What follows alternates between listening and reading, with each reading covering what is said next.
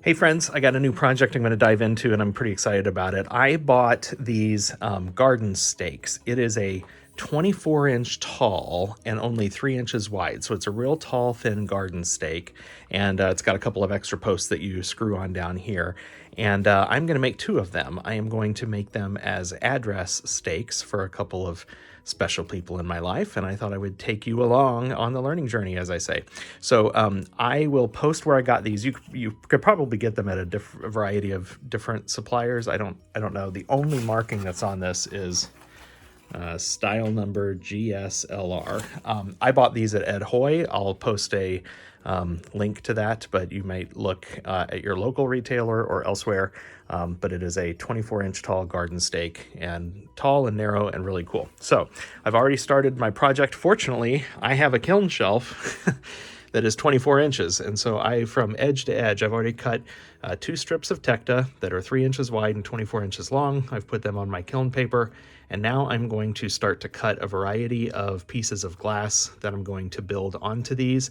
I've also made some stencils so that I can stencil my house numbers in enamels. And so I'm going to start cutting a whole bunch of glass, mostly transparents, I'm pretty sure. I don't know that I'll do anything that's opaque. And I'll show you probably the stenciling next. I'm thinking through this project. I'm gonna go ahead and cut a whole bunch of glass, and then I'll show you the stenciling.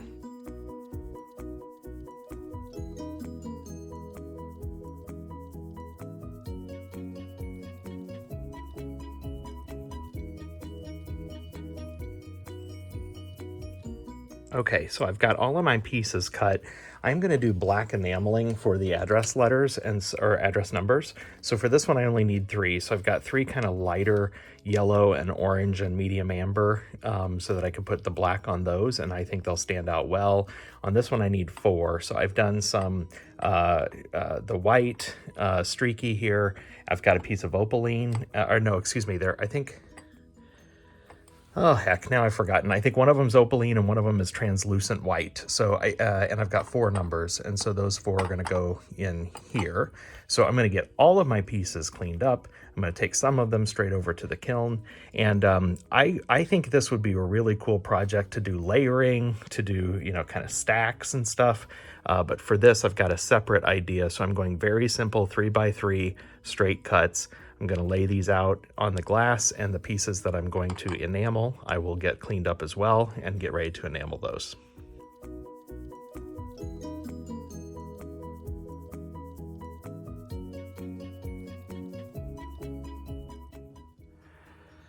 Okay, there's probably an easier way to do that, and I'm going to continue to learn. And I'm not confident that I have these centered just perfectly on these pieces of glass, but it's good enough. I'm moving forward. So what I'm going to use next is some colors for earth enamel. This is from my good friend Paula McCoy. So this is a cobalt black enamel, and so it should. Let's see here. What I do is, let me just talk about it a little bit. So you'll mix this, it's a powder. You mix the powder with her medium, and then I'm going to just use a, what do you call it, like a stippling brush, kind of pouncer thing here. I'll probably use the purple one, and load it up and just pounce that enamel onto there. Now this can dry out over time if you've mixed it in a container, but you can always reconstitute it. So I'm using a little glass jar that I can mix this in.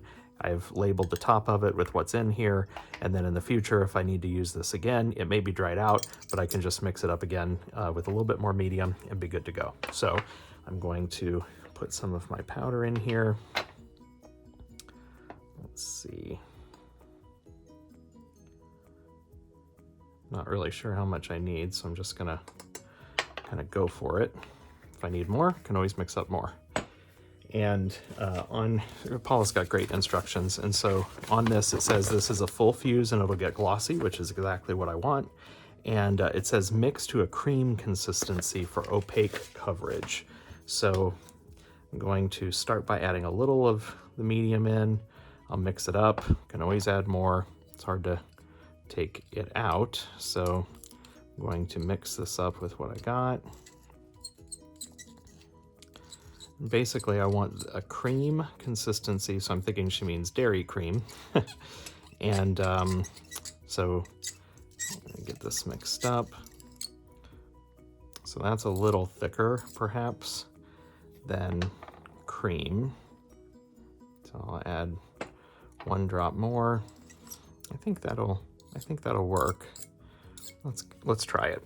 So now I'm going to get my little brush. All right, so that'll fit in there just fine. Now, before I applied these stencils, I cleaned the glass with vinegar.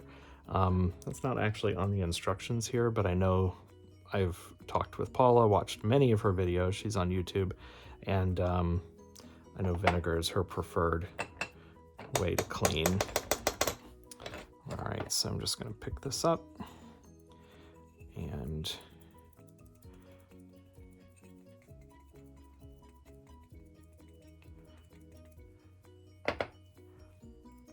yeah, I'm going to need more of this, I can tell.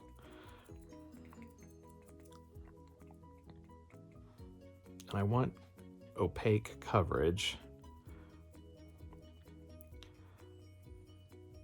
because these are house numbers, and so I want you to be able to see them fairly strong. So hopefully that will fire a little darker. And as I'm saying this, I've got, so this is gonna all go in for another firing. And so this is the first firing where I'm getting a full fuse on my base glass, and hopefully some, yeah, I'm gonna need a lot more of this product. I should have used a bigger cup, so let me go do that. I'll put you off.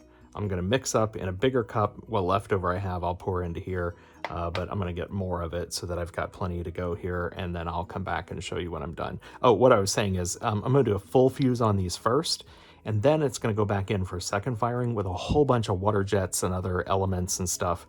And so if I really need to figure out a solution to make these darker the second time around, I've got another opportunity in the kiln to do that.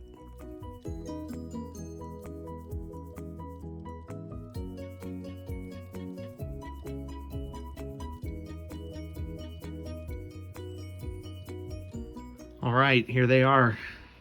623, 3604. I actually think the spacing on those looks pretty good. So full pieces are in. I'm going to take these up to a full fuse for, so about 1475 for about 15 minutes hold. I'll do a bubble squeeze on the way up just to try to minimize some bubbles, and we'll see what they look like when they come out, and then we will continue with additional embellishments. Okay, here are the pieces that are out of the kiln, and as I feared, the black is just not quite as strong as I really want it to be, so I'm going to go over this with just a paintbrush and some of Paula's silkscreen black to get a nice thicker layer on there before firing them again.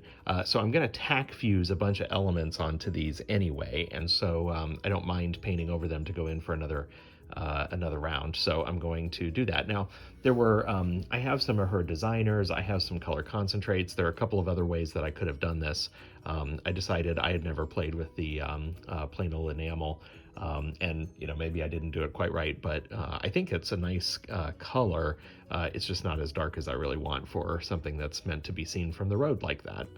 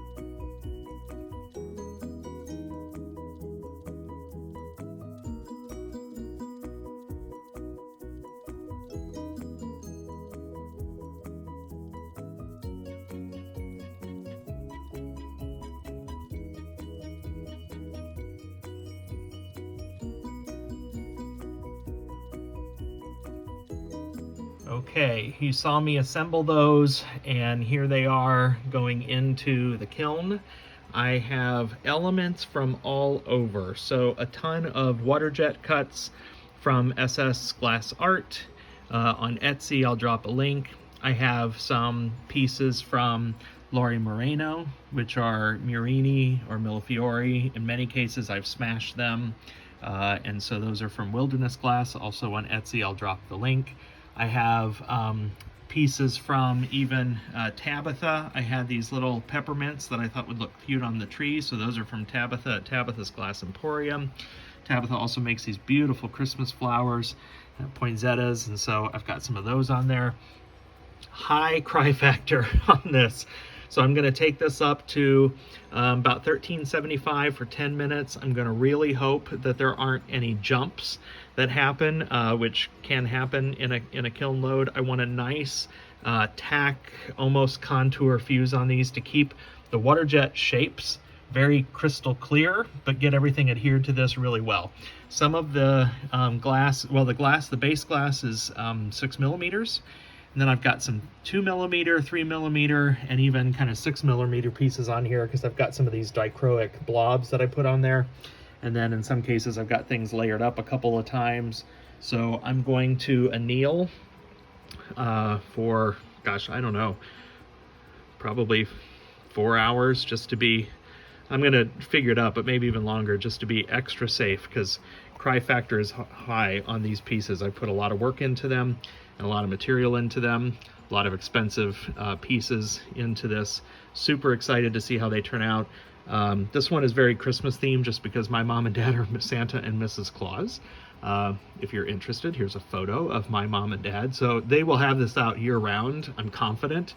But I knew that they would enjoy something that was a little bit more Christmassy, whereas my mother-in-law is big into flowers and garden. Her home and decor looks great, so I thought I would go with a very floral kind of nature theme for her. So let's get these fired in the kiln. I will post the final schedule and I'll do a reveal and show you how they turn out. All right, just a closer look at these. I'm just very, very pleased with the way all of these water jets fired. They smoothed out nicely. They're tacked on there and look real clean. The Murrini look amazing. I was pleased with how dark the silkscreen black got. It's a little bit glossy, which is perfect. Nice, fun, irid bubbles on there. Just a really nice piece. And then similarly here, the angel and the snowflakes at the top had an iridescent side to them, so I made sure to fire them irid up. Again, nice dark black, beautiful flower here from Tabitha. Some water jets from Henry, really, really fun. Another beautiful flower. That Christmas tree I am totally in love with. So very, very cool. I'm just really thrilled with how these turned out. I am definitely planning to make one for myself and more of these again in the future. So hope you enjoyed this. Hope you learned a little bit of something. Please make sure that you're subscribed to this channel. Also follow me on Facebook, and have a great one, everybody. Bye-bye.